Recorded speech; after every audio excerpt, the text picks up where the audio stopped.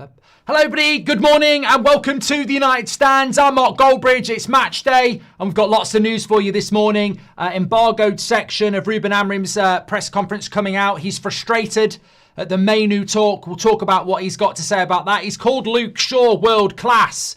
We'll be going to Data Man Dean in a minute to understand what that's all about. And also, Man United have been linked to Cologne wonder kid Almala, who, I'll tell you what, if this is true, Bundesliga bridge on That's Football, we'll be very excited. And that's me, so I'm very excited that we might be looking at him. I don't know where he'd fit in at United, but I mean, I think he's special. I do. I mean, I've seen him a couple of times for Cologne, and he reminds me a little bit of a young Rooney, but you can't say that, but you can. We'll talk about that as well. Also, Martinez, a little bit coming out about Martinez this morning. A huge boost for the Wolves game as well, because João Gomez got a yellow card last night. He can't play on Monday, and they are already crap.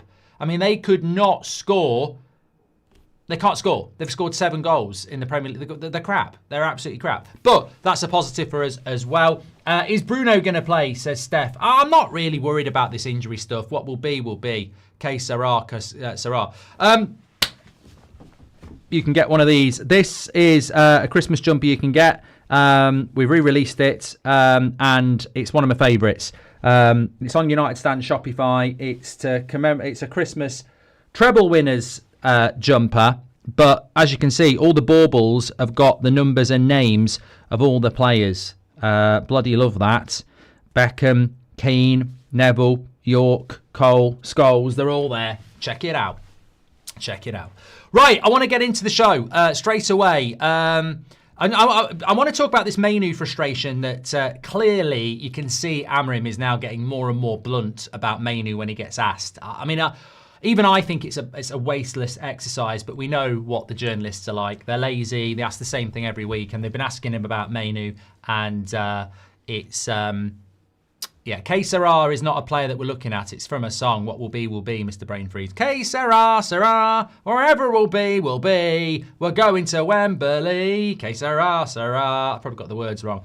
But look, I think, let me just, before we start talking about Mainoo, I want to talk about, let me just ban John Tan. Let me get rid of them. There we go. Always good to get rid of the trolls early on. Love that. So yeah, before I talk about this Mainoo frustration that Amorim clearly has, you know, he's very blunt in his interview last night.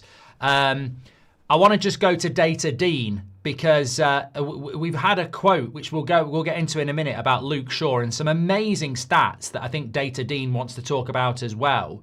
But Amorim did, it's not a troll, Amorim described Luke Shaw as world class. Now, we're going to go to Data Dean to see what he meant by that. Yeah, well, at the end of the day, Mark, I think what's happened is the United PR team wants a bit of positivity around Luke Shaw. So they basically said to Amorim, when he's not listening, Luke Shaw's doing really well in a World Cup year, and he's heard Luke Shaw's world class. So what he really should have said is that it's the World Cup year and Luke Shaw's doing well because of the World Cup. Because world class is talking out of his ass. Thank you very much, Dean. We'll talk about more stats around Luke Shaw in a moment, but world class, I mean, come on.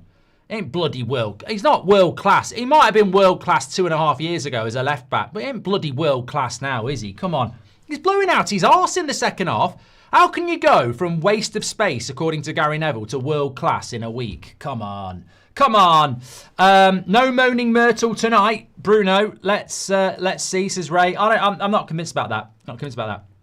Anyway, let me talk about this frustration. I think it's really obvious now that Ruben Amorim is just getting very, very frustrated about the Mainoo situation and the constant questions. And this is what he had to say about it when he was asked about Mainoo again. He said, look, on whether Mainoo will get a chance before January, he said, we will see. We could talk about Kobe. We could talk about Agate. They're also not playing. Xerxes playing because we've had injuries. Football is like that. You need to be ready when the opportunity comes. I just want to win. I don't look at faces. I don't look at names or faces. I just want to win. And I pick the players who give us the best chance. If you're ready and you're performing well, you stay in the team. I won't remove anyone without a reason. It's the same for Kobe as it is for everyone else.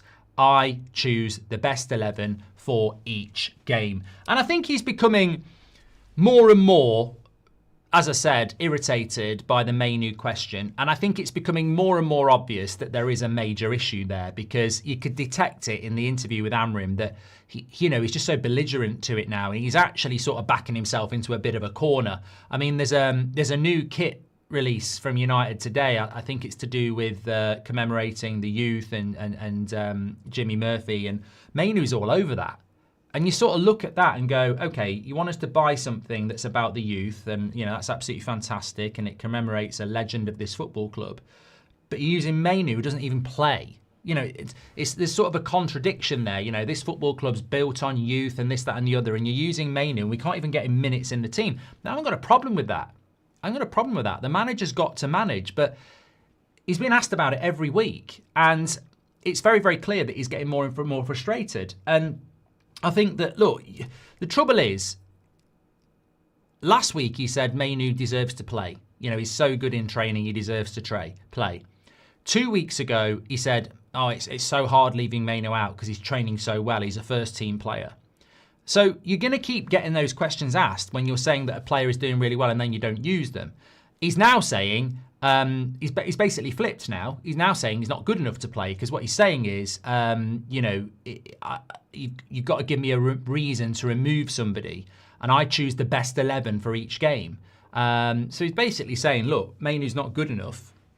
I mean, that's the big statement, isn't it? I choose the best 11 for each game. So he's not good enough to start for Manchester United.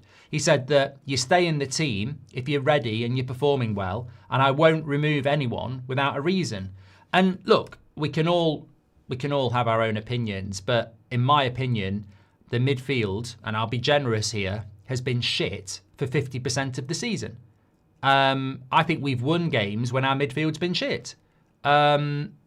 Primarily Crystal Palace last week, I thought the midfield was shit. I thought the midfield was shit against Everton. So let's take the Everton game.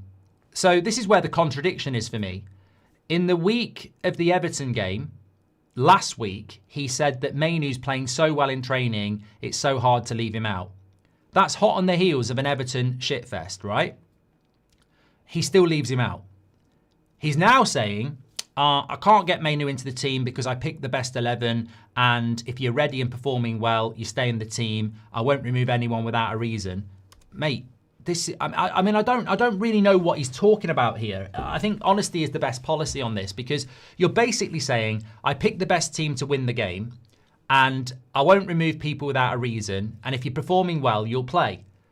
But after the Everton game, you said Mainoo was brilliant in training, and we've just played absolutely shite against Everton, and you still didn't pick him. So you're contradicting yourself. You're acting like we're winning 4-0 every week. We just lost to Everton. You're saying about you'll only remove people if you've got a reason, and I won't remove people who are playing well. Casemiro and Bruno were shite against Everton, and you still don't remove them. So look, I'd rather have the truth on this, because I'm tired of it as well, and you can see Amorim's frustrated. Don't say things in interviews like, well, I can't put him in the team because the team's doing really well, and I won't remove people from the team when they're doing really well. You didn't do it for Everton. You didn't do it for Brentford. You've not done it loads of times. So just tell the truth. It doesn't matter how badly Casemiro or Bruno play. You don't want to pick Mainoo or Ugarte because you don't trust them. So that's sort of where I am with it. So the press can keep asking him about it. He's going to get more and more frustrated about it. In honesty, he probably can't tell the truth, because if he tells the truth, he devalues the players ahead of the January transfer window. But look, if I was a journalist, why would I keep asking him about Mainoo?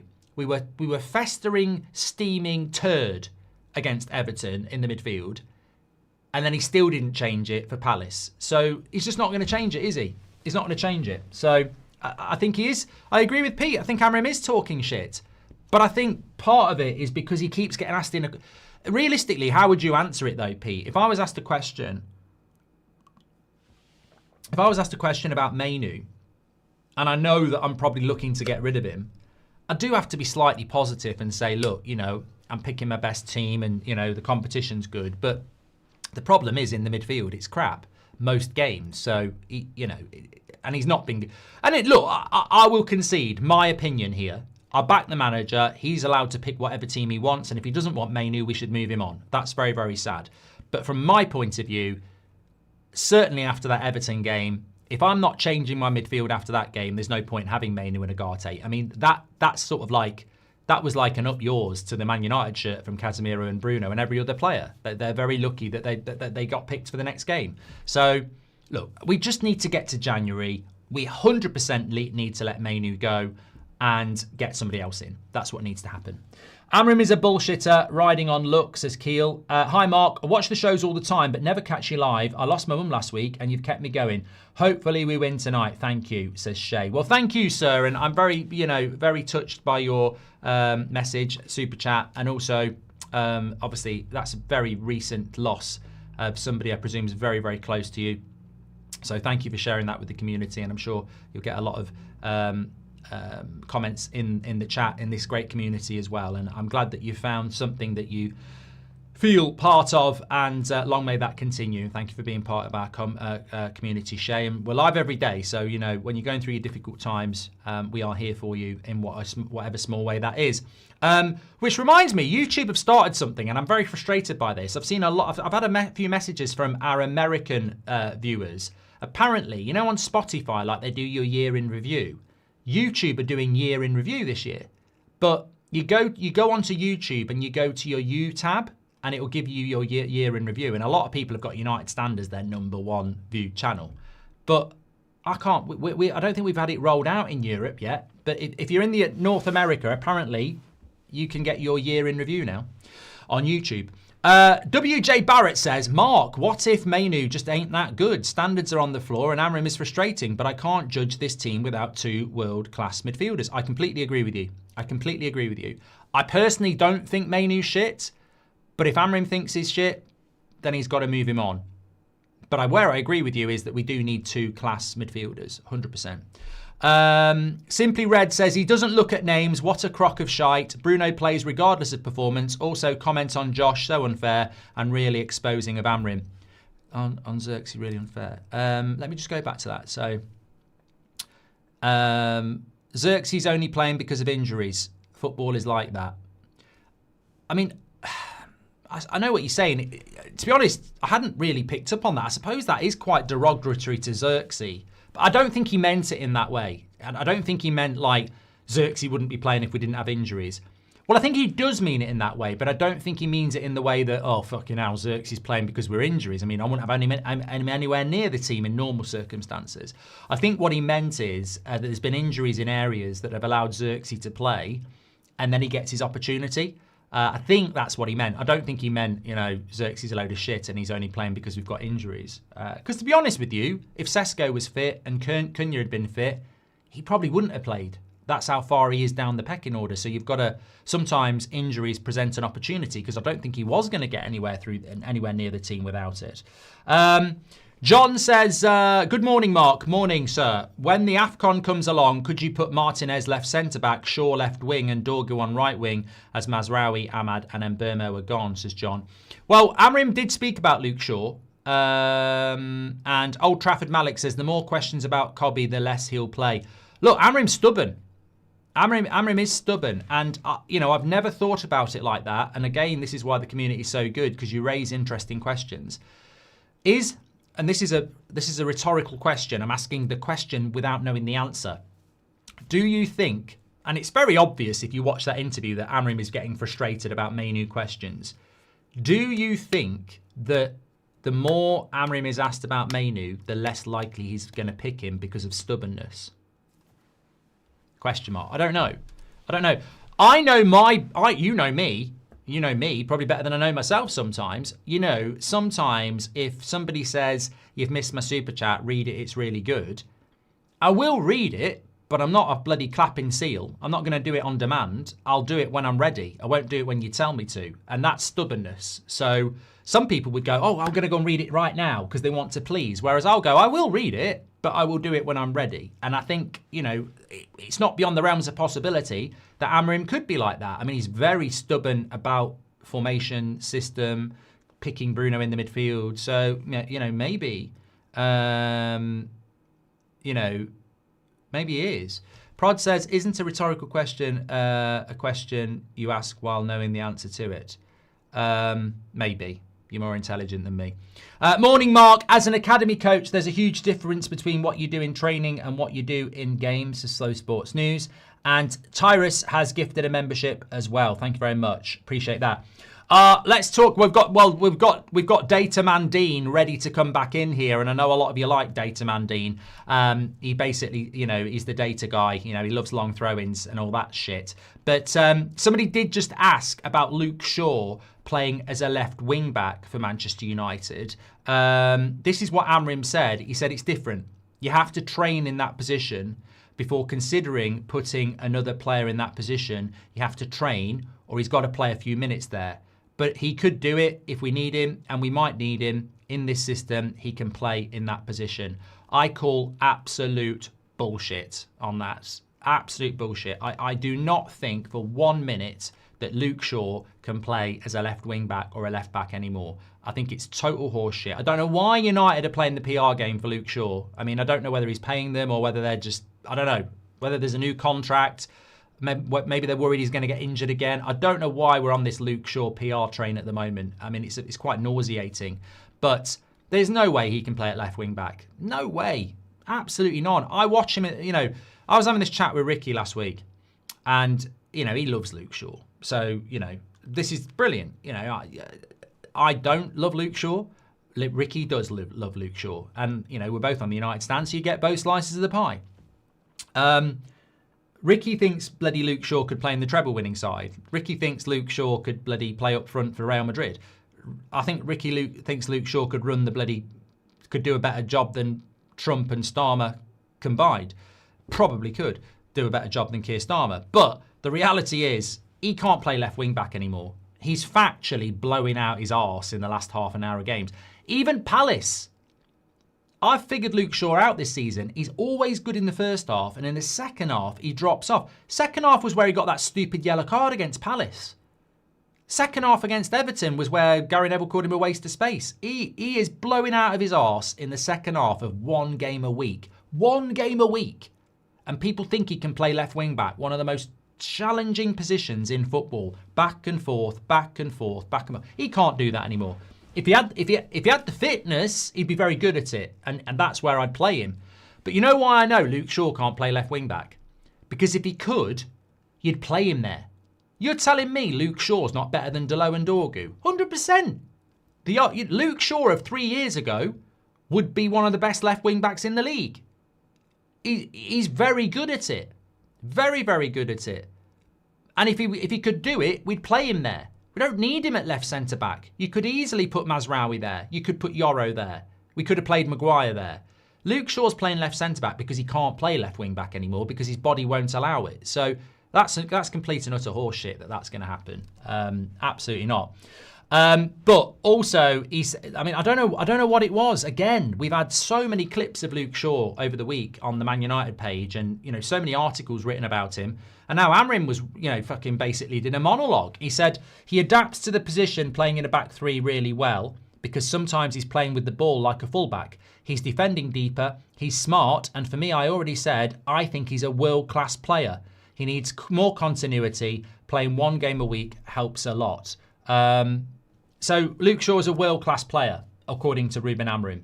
I think he's got confused. I think he's got confused with Luke Shaw's playing well because it's World Cup year, and somehow he's turned it into Luke Shaw is a world-class player. But there ain't no way he's. I said about 3 years ago, I think Luke Shaw is one of the best left backs in the world, and I got absolute pelters. He ain't fucking world-class now. He can't even get in the England team as a left-sided centre-back. He's not world-class. He's not a world-class left centre-back. I mean, Ricky's going mad this morning. I've ruined his day, but he's not world-class. I think he was one of the best left-backs in the world around the, when he was Roberto Carlos, but he's not a left side. No, he's not world-class. He's not a world-class centre-back. No way. I look at people like Gabriel at Arsenal. He's probably bordering on being one of the best centre-backs in the world as a left-sided centre-back. Is he world-class? You could have that debate, but Luke Shaw's nowhere near him. Nowhere near him. Not a world class club playing in once a week though, is he? Says Steve. And this is where. Let me go through this. Data Dean. Yeah. Right, Dean. You've done it. One of you lot yesterday said that I'd love to know the stats for Luke Shaw's availability when it's an international tournament year. So I've set Data Dean a task here, and it is quite interesting. So, well, thanks, Mark.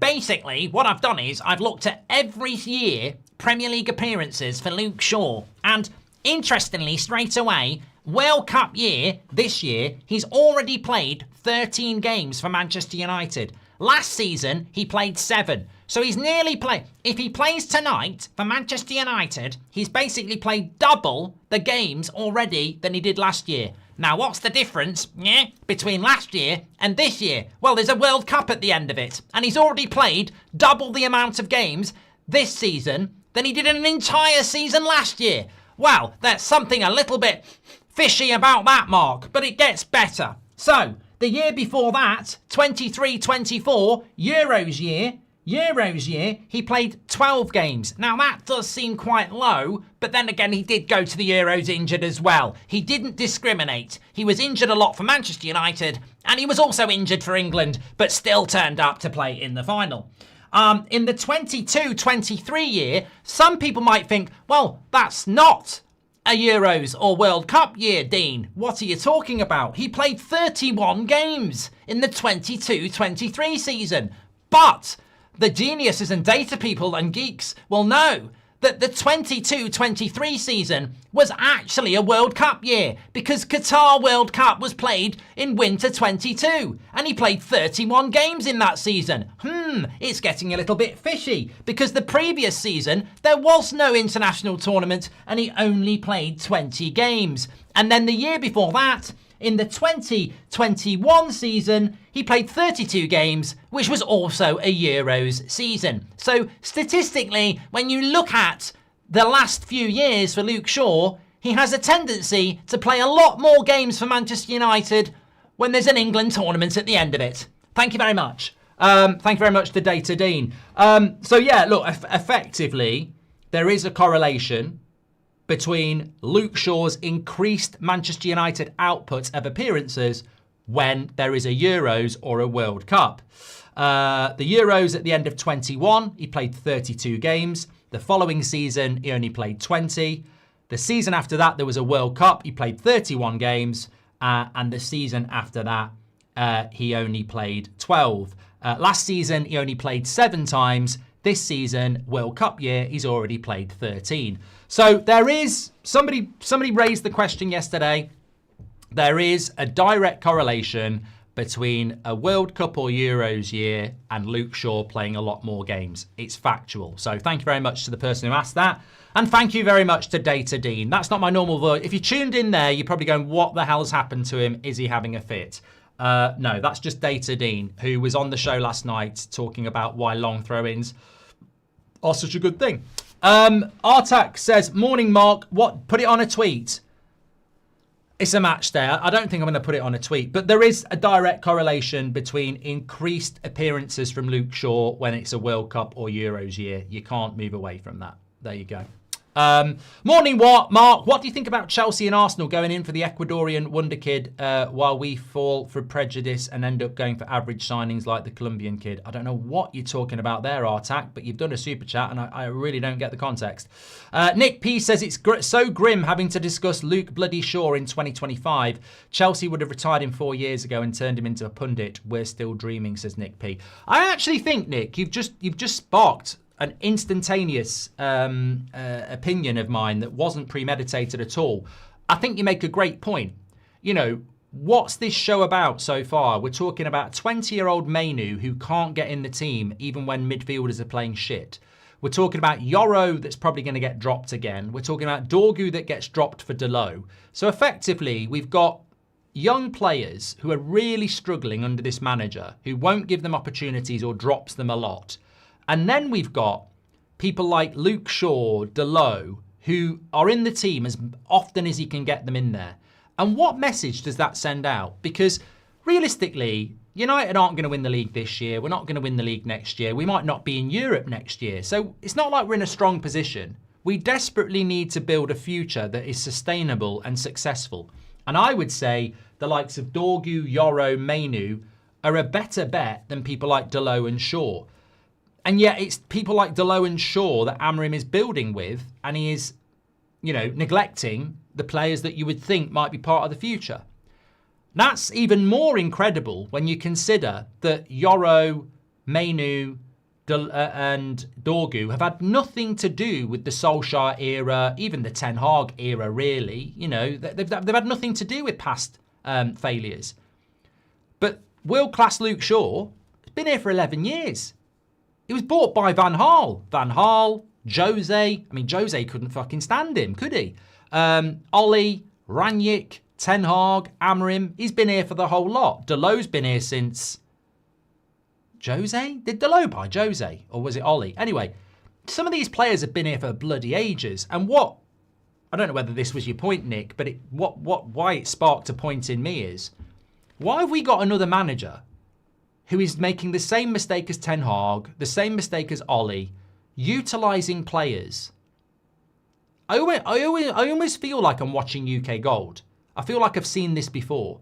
I've seen managers come in and turn their back on what a real future is to rely on players that have already fucked it up in the past. And I find that strange. I find it strange that we have a manager sat there talking about a player being world class who's played 300 games in 11 years when Bruno Fernandes has played 309 games in 5.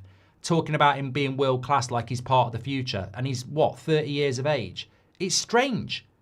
It's strange. And I think most United fans I talk to, like me, want us to win, want us to progress, but there's a bit of a confusion about what the actual model is, because there's winning and building, and there's winning and surviving. And at the moment, I feel like winning is the most important thing, but how sustainable is it? It does, to me, it feels like it's winning to survive rather than winning to thrive, I don't know what the future plan is. Apparently, Jose bought Delo in 2018. Could the Arteta relied on youth? Arteta relied on youth. He's relying on failures, says Old Trafford Malik. And Glenn says, could the answer be that when Shaw has played more football, he pays for it with more injuries the next season, says Glenn. Yeah, could be. I mean, look, as I said, there's a direct correlation between Luke Shaw playing a lot more games in an England international year and playing less games the year after. Thank you very much. Have they hired Amorim because he can bullshit, says Keel, and not a world-class club playing once a week. I've done that one as well. Game day is constant anxiety, still never knowing how the players will show up, similar to how we all felt with back passes to Onana, says Raphael. I'm very excited about the game tonight. I really am. I think there's such a great opportunity. And look, as I said, I will always speak honestly about the ownership of this football club, the manager of this football club, the players of this football club. I don't trust these players. I'm not going to wait for them to fail again to tell you that. I don't trust them. I don't trust them at all. If they win, fair play. If they lose, what a surprise. I do not trust them at all. They cannot be trusted. Like, I walk into this West Ham game going, we should win this.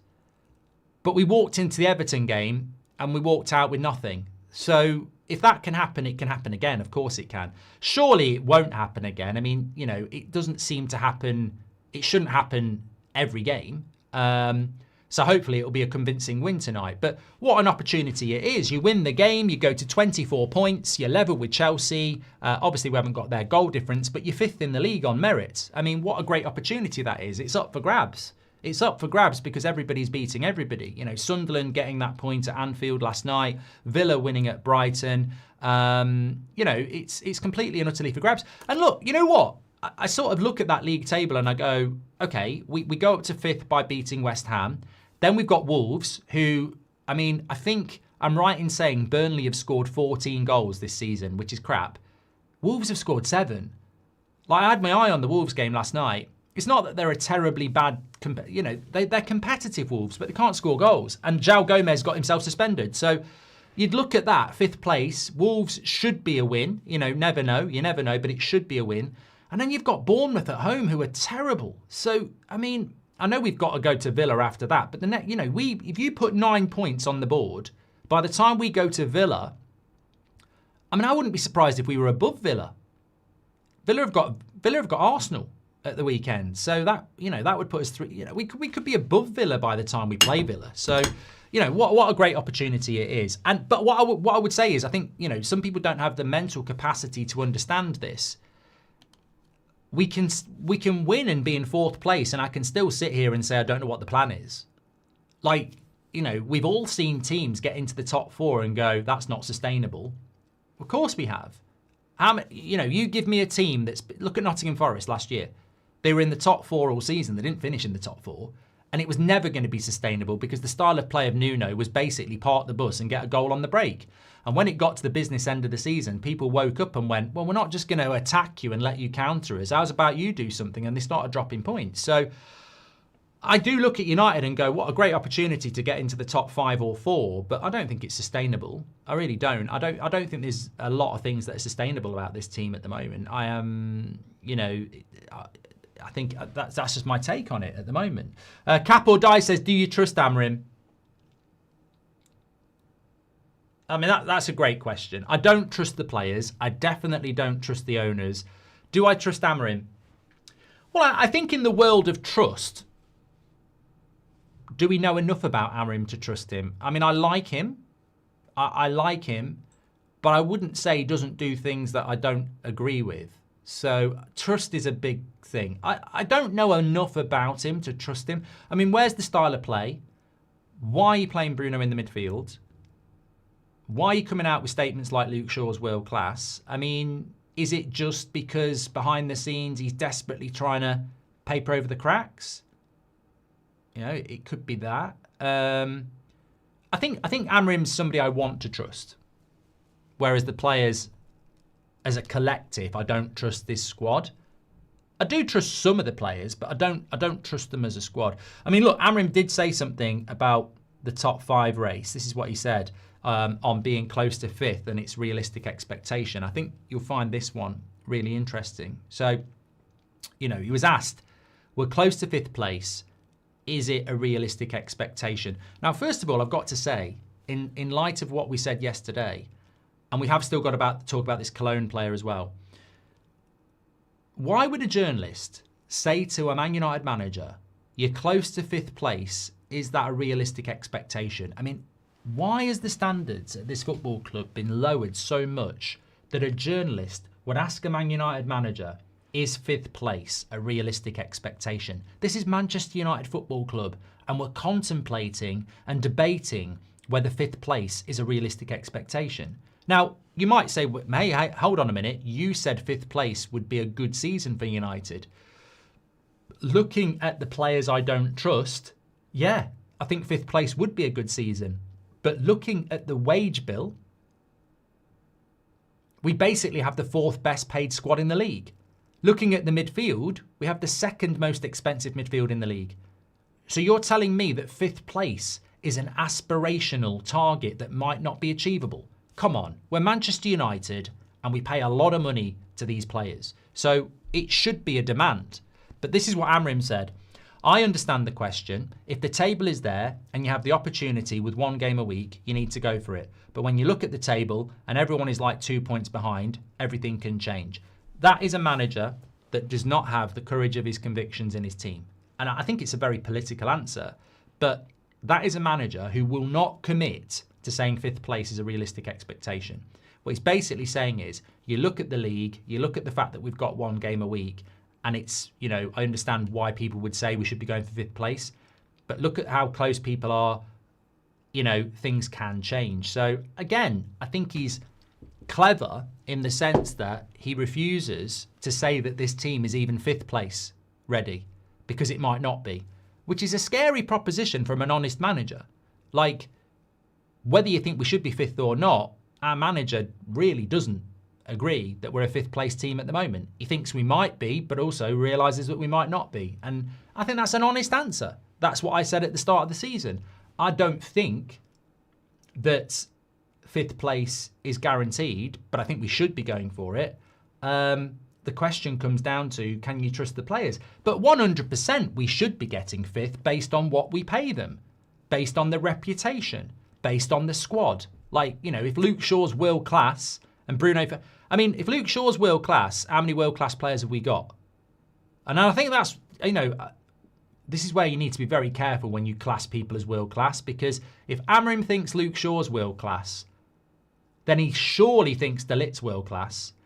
He definitely thinks Bruno's world class. Does he think Casemiro's world class as well? And Burmo?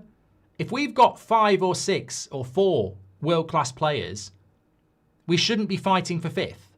So this is what I mean about, you know, sometimes the answers will be bullshit, really. And we've got to be very, very careful around that.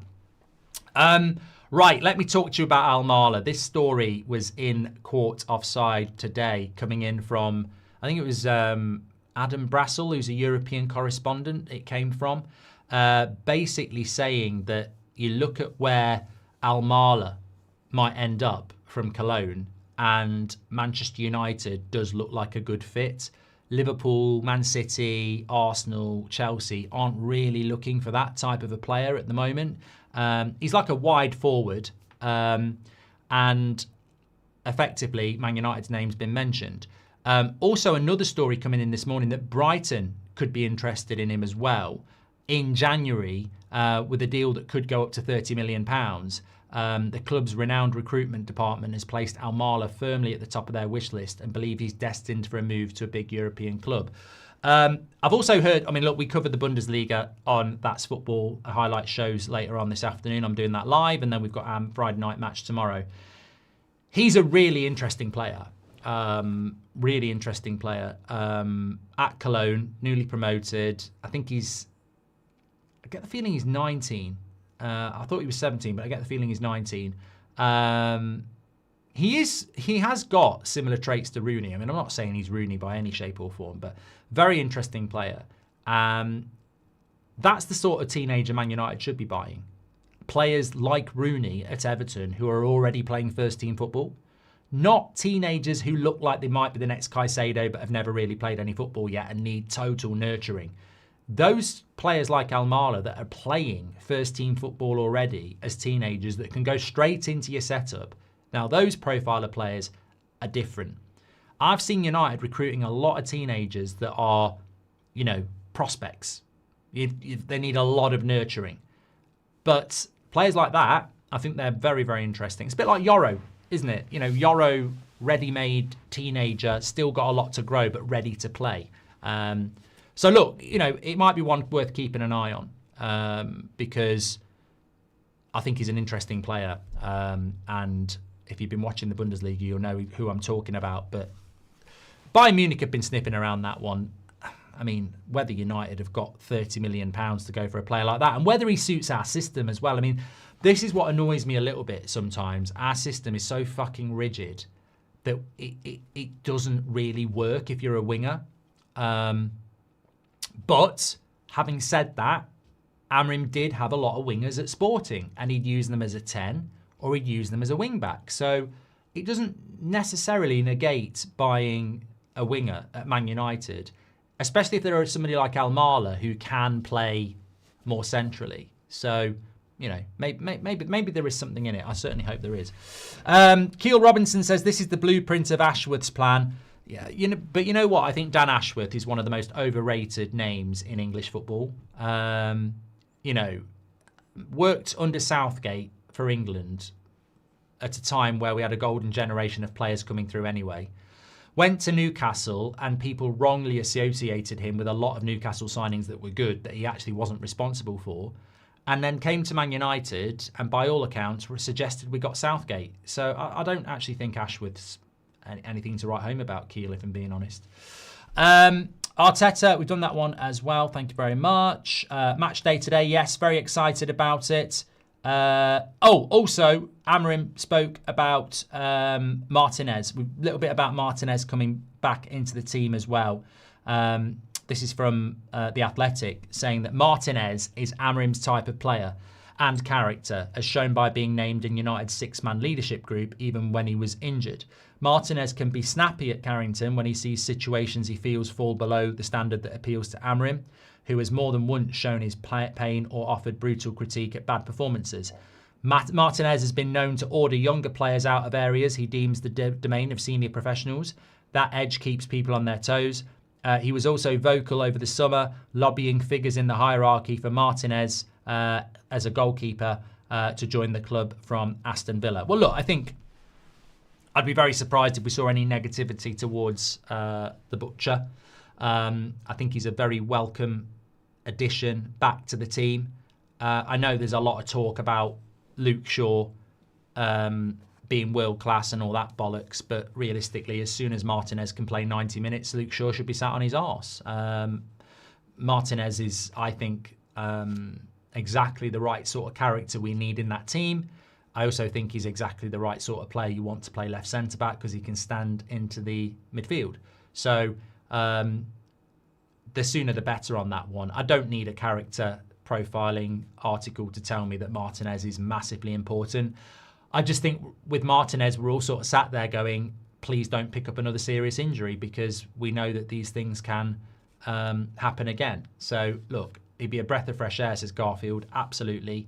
And hopefully this is the sign of him coming back because I think he's such a important player. G-Man says Martinez is highly overrated. Look, I don't know. I don't know whether that's because you don't rate Martinez. What I would say is he's not world class. Lisandro Martinez has never been world class. He's never been without his weaknesses. I've seen him outpaced. I've seen him beaten in the air. I've seen him, out of position. Like, let's not pretend that Lisandro Martinez was world class before his injury. It's not about that. I think Lisandro Martinez reminds me a little bit like Ander Herrera in the sense that what they lack in ability, they make up in personality. I would say that Lisandro Martinez, if you were marking him out of 10 as a player, he's probably a 7.58. But then with his personality and leadership and warrior type, approach to it, that pushes him up to an 8.59. And I think that's a fair assessment. I'm not going to sit here and say Lisandro Martinez is when he's fit, he's one of the best centre backs in the world. I don't think he is that. I don't think every player needs to be that. I think sometimes, it's about, I remember like Nicky Butt for Manchester United. We've had loads of players over the years that may not be as talented as other players, but they bring an aura and a mentality that becomes really important and lifts other players.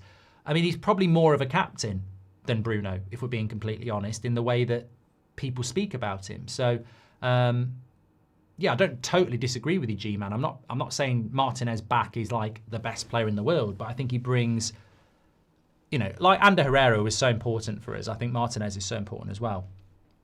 Strull says, we always focus on individuals and Burmo, Cunha didn't fix us. A midfielder won't either. The issue is team play. We need to fix passing, movement and mentality, says Strull. And I think, you're not necessarily wrong about that. And I do think that somebody like Lisandro does feed into that, certainly. Also, another thing coming out from James Ducker saying that in the summer, Ruben Amorim sat down with his staff, including his principal assistant and key lieutenant Carlos Fernandez, and together they spelt out the importance of Manchester United getting their act together at set pieces. I mean, look, we did need to sort that out. We absolutely did need to sort that out because it was something that had been a problem for Manchester United, without a shadow of a doubt. I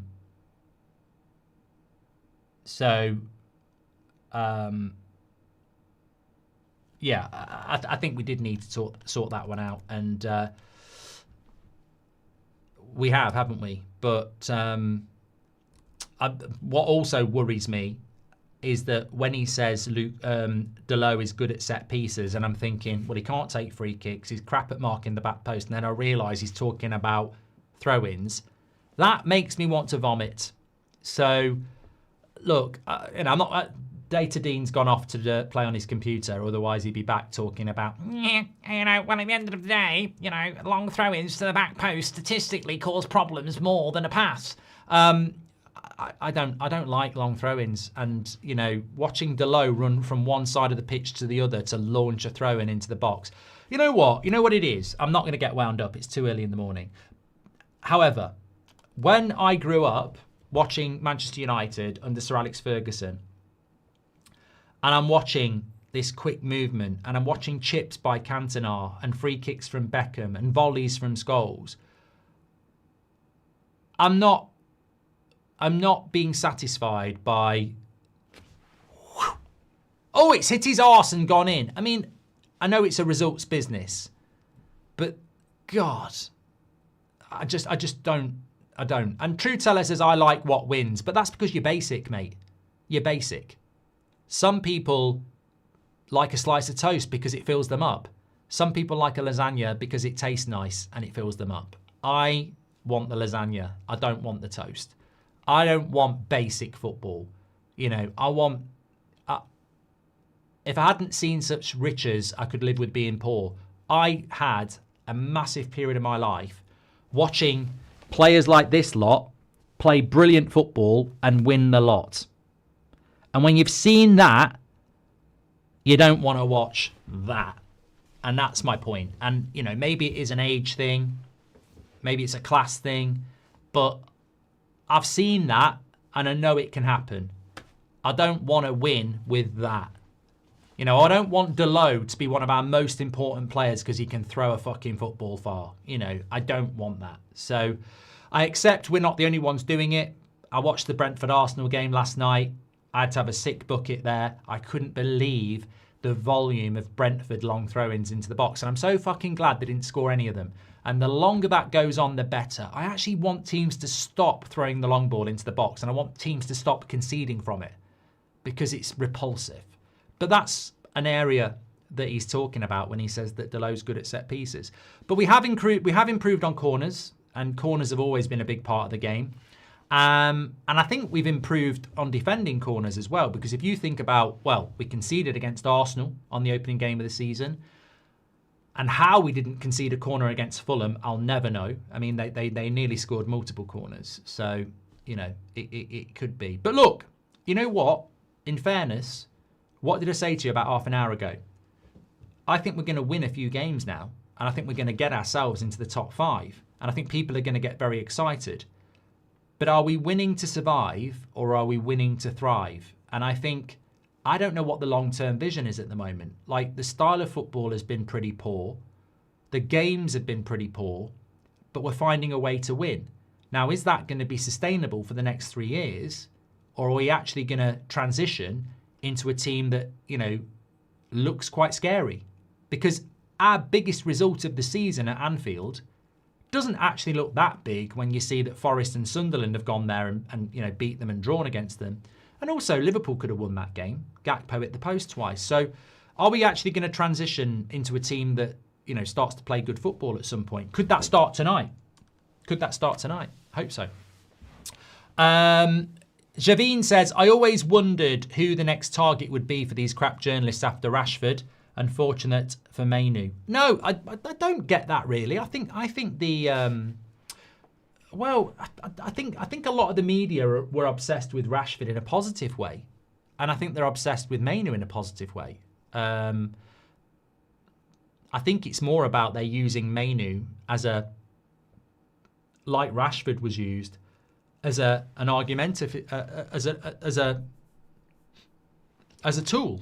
They're using Mainoo as, why aren't you picking Mainoo? Why aren't you picking Mainoo? Why aren't you picking Mainoo? Just the same as with Ten Hag. Why aren't you picking Maguire? Why aren't you picking Maguire? Or Rashford. Why aren't you picking Rashford? That's what's being used. I don't think it's big. I don't think the media disliked Rashford. I don't think the media dislikes Mainoo. I think they're just using him as a tool to go, why aren't you picking him? Why aren't you picking him? Why aren't you playing? It's like John says, it's like player versus manager, isn't it? And if we've got a manager that's stubborn, I don't think that works well for Mainoo. Praying for throw-ins, and then it's NFL for 10 yards, says Garfield. I understand Amorim needs the right players for his system, but is this venture worth dismantling our heritage to achieve it, says Keel. And there's some, it's a shame we don't have an 8 o'clock show tonight, Keel, because I think that's an interesting question. Like, we're on a pathway to something that every day takes us away from the last 50 years. We've always been a back four. We've always had wingers. We've always played a certain way, whether it's gone well or not. We've always tried to play a certain way. And this Amorim system is something that's completely not part of our history. So the further we continue down that road, the harder it is to go back. But they made that choice. And I think there's no point making that choice and then not backing it up, Okay, so match day tonight. Is it 8 o'clock kickoff tonight? I don't know whether, there's no other game, so I presume it's an 8 o'clock kickoff. It is 8 o'clock. Some of them were 8:15, weren't they? So 8 o'clock kickoff tonight, which means countdown to kickoff, it'll be around 6, something like that. Team news will be interesting. I mean, I've not brought anything about injuries because it's match day, but I personally think it's a load of bollocks, by the way. I don't think anybody's injured. I think it's smokescreen.